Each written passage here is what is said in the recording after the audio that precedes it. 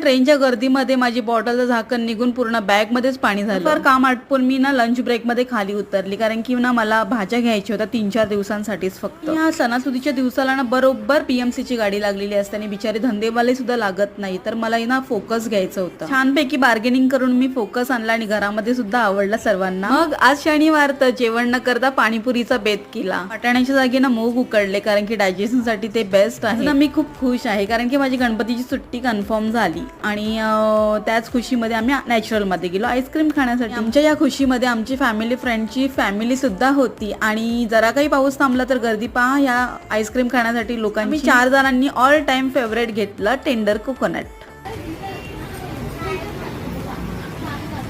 कसा आईस्क्रीम? सर्व तेच घेतलं, एकच फ्लेवर घेतलाय तुम्ही लोकांनी? वेगळं माझं एकटंच